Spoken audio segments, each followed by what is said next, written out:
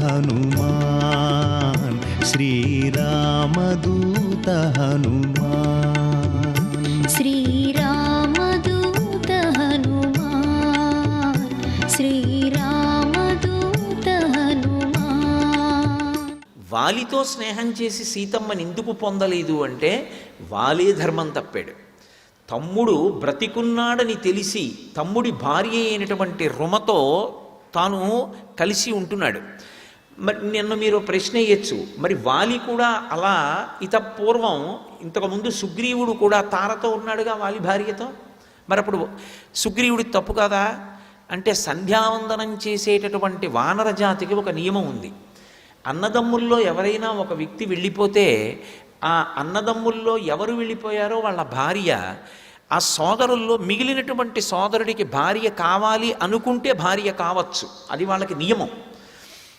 ఒకప్పుడు వాలి బిలంలోకి వెళ్ళాడు దుందుబితో యుద్ధం చేయడానికి. వెళ్ళి ఇక తిరిగి రాలేదు, చనిపోయాడు అనుకున్నారు. సుగ్రీవుడు కూడా అందులో ఏం కాపట్యం లేదు, చనిపోయాడు అనుకుని రాయి అడ్డు పెట్టి వచ్చేసాడు. అందరూ చనిపోయాడనే అనుకున్నారు. తన భర్త చనిపోయాడు అనుకుని వాలి భార్య తార సుగ్రీవుడి దగ్గర చేరింది. కాబట్టి సుగ్రీవుడికి ధర్మదోషం రాలేదు. కానీ సుగ్రీవుడు బ్రతికున్నాడని తెలిసి తరిమి కొట్టి సుగ్రీవుడి భార్య రుమని తన భార్యగా అనుభవించాడు వాలి. కాబట్టి ధర్మం తప్పాడు. ధర్మం తప్పిన వాడితో స్నేహం చేసుకుని నా భార్యను నేను తెచ్చుకోను. ధర్మంలో ఉన్నవాడితో స్నేహం చేసుకుని కష్టపడైనా నా భార్యను తెచ్చుకుంటాను. ఈ అకుంఠిత దీక్షతో నిలబడ్డాడు కాబట్టి సుందరకాండ యుద్ధకాండ వచ్చాయి. లేకపోతే అసలు రాముడు ధర్మాత్ముడు కాకపోతే సుందరకాండే లేదు. సుందరకాండ ఉంది అంటే, సుందరకాండ ఉంటే కదా యుద్ధకాండ ఉండడం. కాబట్టి అసలు సుందరకాండ ఉంది అంటే రాముడి ధర్మం. రాముడంత ధర్మాత్ముడు కానీ సీతమ్మ ధర్మాత్మురాలు కాదనుకోండి, అసలు రామకథకు అర్థమే లేదు. ఇంకా రాముడికి ఆలయమూ లేదు, రాముడి కథ లేదు. త్రేతాయుగం అయిపోయిన తర్వాత, ద్వాపరయుగం అయిపోయిన తర్వాత కలియుగంలో కూడా ఇంత కీర్తి. ఎక్కడైనా వామనమూర్తి లక్ష్మీదేవి దేవాలయం ఉందనుకోండి, ఆయన వామనమూర్తి దేవాలయం అదని మనకి తెలియదు అనుకోండి. ఉలగళంద పెరుమాళ్ళని కాంచీపురంలో ఉంది. అది చూస్తే మనం లక్ష్మీనారాయణుల దేవాలయం అంటాం, వామనమూర్తి గుడి అనం. ఓ మత్స్యమూర్తికి ఉంటే లక్ష్మీనారాయణుల దేవాలయం అంటాం. కానీ లక్ష్మీదేవే సీతమ్మగా, విష్ణుమూర్తే రాముడిగా వచ్చిన లక్ష్మీనారాయణుల గుడి అనం, సీతారాములనే అంటాం. సీత అమ్మ అని కూడా వదిలిపెట్టాం, సీతమ్మ తల్లి అంటాం. ఎందుకు అమ్మ తల్లి రెండు మాటలు అంటే ఆవిడ మీద మనకున్న మమకారం. దేనివల్ల ఆ మమకారం అంటే ఆవిడ ధర్మం. ఆవిడ పతివ్రత ధర్మాన్ని అలా పాటించింది మనసులో కూడా ఎన్నడూ.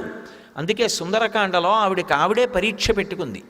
నేను రాముని తప్ప అన్యపురుషుని మనసు యందు ఎరుగన దానినైతే హనుమ తోకకు పెట్టబడిన అగ్నిహోత్రము చల్లబడుగాక. పంచభూతములలో ఒక భూతం తన యొక్క ధర్మాన్ని విడిచిపెట్టి ప్రవర్తించాలంది. అలాగే అగ్నిహోత్రం చల్లబడిపోయింది. అంటే అది సుందరకాండ. ఎవరి ధర్మాన్ని వాళ్ళు నిరూపణం చేసుకున్నారు.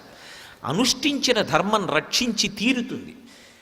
ధర్మం రక్షించి తీరుతుందన్న ఉత్సాహం ప్రజలలో నింపకపోతే సాహిత్యం ధర్మం పట్టుకున్నవాడు పాడైపోయిన సందర్భాల్ని చూపిస్తే అసలు లోకంలో ధర్మం ఎందుకు నిలబడుతుంది? ధర్మం పట్టుకోగలిగితే ఎప్పటికైనా నువ్వు విజేతవి. కాలమునందు నీ కీర్తి ఒకలా ఉండదు, కాలంతో సంబంధం లేకుండా శాశ్వతమైన కీర్తి గణిస్తావు. ఇది చెప్పవలసినది కావ్యం. అటువంటి రచనలు ఏ ఉంటాయో వాటికి కాలంతో సంబంధం ఉండదు. సూర్యచంద్రులు ఉన్నంత కాలం అటువంటివి బ్రతికే ఉంటాయి, మనుషుల్ని బ్రతికిస్తాయి. అందుకే రామాయణం మనుష్య జాతి ఉన్నంతకాలం చదువుకోవలసినటువంటి గ్రంథం. సుందరకాండ ఎప్పుడూ పారాయణ చేయవలసినటువంటి కాండ. అందుకే ఆ తల్లి ఎంతో బాధపడింది. అంత దుఃఖంతో కూడుకున్న స్థితిలో శిశుపావృక్షం కింద కూర్చునుంది. అకస్మాత్తుగా తల్లికి ఒక విశేషమైనటువంటి విపరీతమైనటువంటి ఆలోచన వచ్చింది. ఆలోచన వస్తున్నప్పుడు ఆవిడ పడుతున్నటువంటి బాధ చేత ఆమె మనసు ఎటువంటి వ్యగ్రతని పొందిందో ఆవిష్కరించింది. ఆవిడంది, అనన్యదైవత్వమియం క్షమాచ భూమౌ చ శయ్యా నియమశ్చ ధర్మే పతివ్రతాత్వం విఫలం మమేదం కృతం కృతఘ్నీష్వివ మానుషాణం అంది. ఇది బహుగంభీరమైనటువంటి శ్లోకం. తాను అనుష్ఠించిన ధర్మంతన్ని ఏమి రక్షించింది? ధర్మానుష్ఠానం చేసిన వ్యక్తికి జీవితంలో ఈ ప్రశ్న వచ్చి తీరుతుంది. ఎప్పుడో అప్పుడు వస్తుంది. దానికే శ్రద్ధ అని పేరు. ఉరిపిడి వస్తుంది.